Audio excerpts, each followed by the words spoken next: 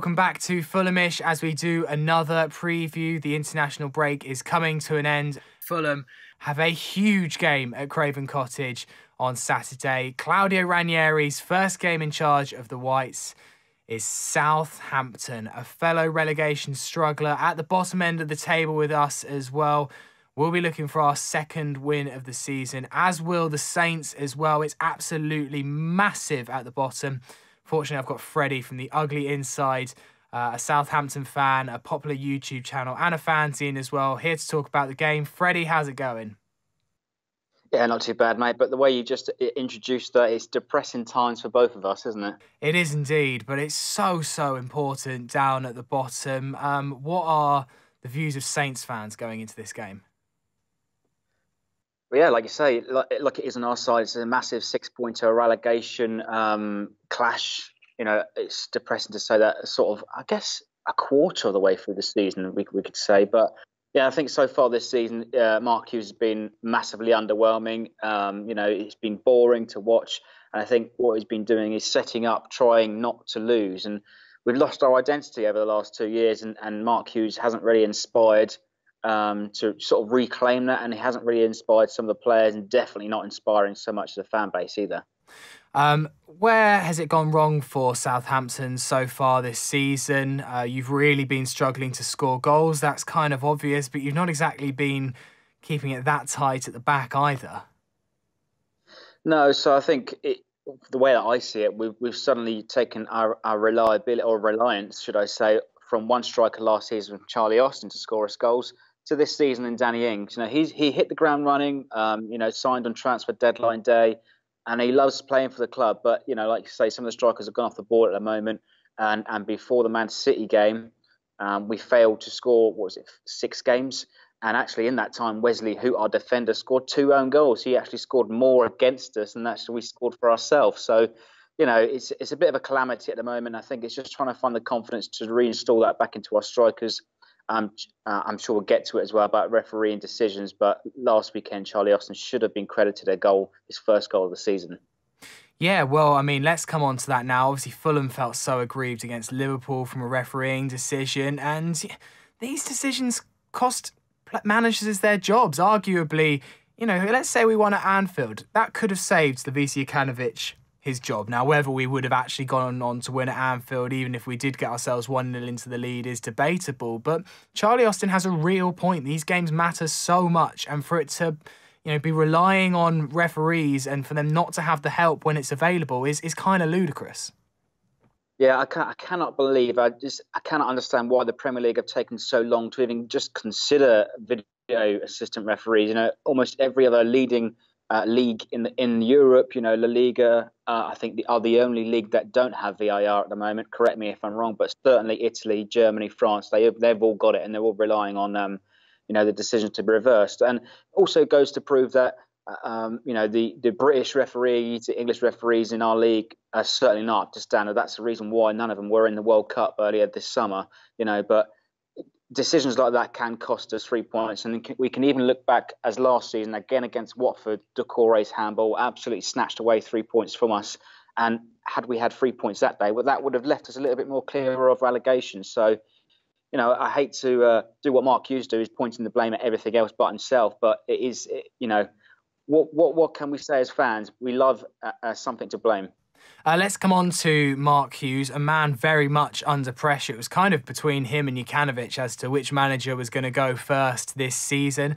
Obviously, he's a former Fulham man. He's not that popular at Craven Cottage for the way he left and said that we lacked ambition. Maybe in hindsight, Mark Hughes had kind of a point, but that's by the by. What do Saints fans think of Mark Hughes? He did save you last season.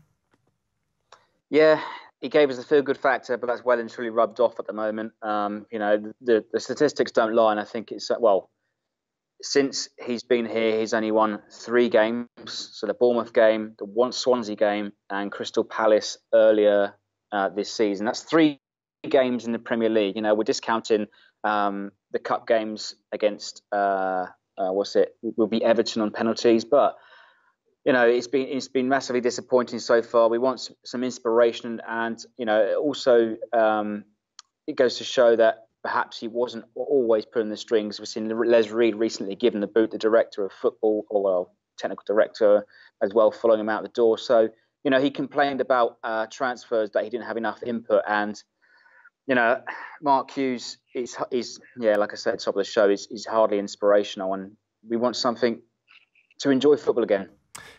Do you feel it's a bit typical that Southampton are going to be the first team that has a potential new manager bounce impacting them against them? What do you think the impact could be of the fact it's Claudio Ranieri's first game in charge at Craven Cottage? You must just be wishing that you'd been able to face Fulham a few weeks ago when the likes of Huddersfield and the likes of Cardiff beat us. I'm not saying it's a foregone conclusion that there's going to be a new manager bounce, but you must be thinking, brilliant. Yeah, before it was announced Ranieri was the new manager, we thought, we'll go up to Fulham, we've got a chance of actually winning a game of football again. And away from home, our fan base actually kind of enjoys it. We're together, but the atmosphere at home is a little bit toxic at times, and it's dead, it's flat, it's terrible. And one home win in almost a calendar year. But, I'll be interested to know if there's a statistic, how many times our opposition team has changed their manager before we're due to play them. I think last season Roy Hodgson was in charge for his first game for Crystal Palace, but we beat them on his first day. So, we go to Fulham with a bit of fear for the new manager bounce, but who knows? It could always backfire. But away from home, I think some of our pressure is certainly off the shoulders of our players. Has it been a tough few years to be a Saints fan? When you got into the Premier League, you had 2 promotions on the bounce. It was so exciting. I remember we faced you as you just had got to the Premier League and we were very much on our way out of the Premier League. It feels like you've been treading water for several years. Almost reminds me of the situation Aston Villa found themselves where for a few seasons they avoided going down by just not being one of the 3 worst teams, but not being that great themselves. And do you feel like you can't just keep treading water like this eventually, even if it's not this season, it just will come back to bite you? Well, that's what we relied on at the end of last season, relying there to be 3 worst teams, and we just about got away with it by the skin of our teeth. We're clinging on by our fingernails, and this season I think it's very much the same as well. But it's got closer over the past few weeks. Nobody saw Cardiff winning back-to-back games. Huddersfield, you always think they've got some fighting spirit, and Fulham, I guess we expect them to come good because of the money you spent in the summer, the talent that you've got in your squad as well. Newcastle, before we played them, they hadn't won. But it's disappointing games so far this season. We're drawing games at home, throwing away leads. So it just cannot continue. And to add to that as well, I mean, it's only so long you can get away with, people stripping away your best assets and replacing them inadequately. So we've seen Virgil van Dijk leave us, Mane, Lallana, Schneiderlin, Lambert, Shaw. I can go on.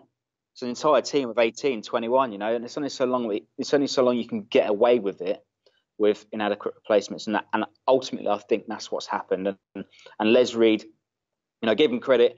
He helped us through the promotions, but over the last few years, it's gone sour and he hasn't really replaced the talent properly. What are the danger men, though, for Fulham fans to look out for on Saturday in this Saints team? I know we mentioned the attack and how really Danny Ings is the main man if you are to really have any goal-scoring threat. But who makes this Southampton team tick in the middle? So in the middle, you've got to look at Pierre-Emile Højbjerg, plays with his heart on his sleeve, and everybody online wants him to be captain. And there could be a fair shout for him to actually wear the armband at the weekend because Ryan Bertrand will be suspended. Danny Ings is also down. Pardon? Yeah, Matt Targett might come in. Yeah, so Matty Targett will most certainly fill in that on the left back because Sam McQueen's away at Middlesbrough, currently injured as well. So Ryan Bertrand's suspended. Matty Targett, apparently I heard he was given the green light to leave on transfer deadline day with hours to go. So that goes to show about sort of what's going on backstage. But I want to see Matty Targett return to the team. He's a good player. I really like him. You guys sort of endeared to him last season, helped you get promoted. But midfield, you've got to look at Pierre-Emile Højbjerg. And alongside Mario Lemina, on his day, he can be brilliant, but sometimes he just doesn't look interested. Okay, well, what do you expect from this Fulham team? Obviously, we spent a lot of money. They're not performing at the level they should be, some of our players, but there must be a few that you've seen on Match of the Day or whatever that you are a little bit wary of. How do you see this game going? So I think it's going to be a tight affair. I think it'd be a case that neither team want to lose this one, and I think they understand the pressure in this situation. And should either team get 3 points, it could also be a catalyst. We've got a tough set of fixtures coming up in December. We've got Man United, followed by Arsenal at home. But in between that, we've also got 2 away games at Cardiff and Huddersfield. So we must win those games too. I think it'd be a tight affair, but as for Fulham, I think Mitrovic will cause all sorts of trouble. Our defenders look really weak at the back sometimes, being pushed off the ball far too easily. And if Mitrovic is a bully, you could introduce him and he could cause all sorts of trouble. So, yeah, defence doesn't look too strong at the moment, mate. What's your prediction for the game then, Freddie? I would love to say a comfortable Saints win. But since you have installed Claudio Ranieri, I think it'd be an anti-climax at a 1-1 draw.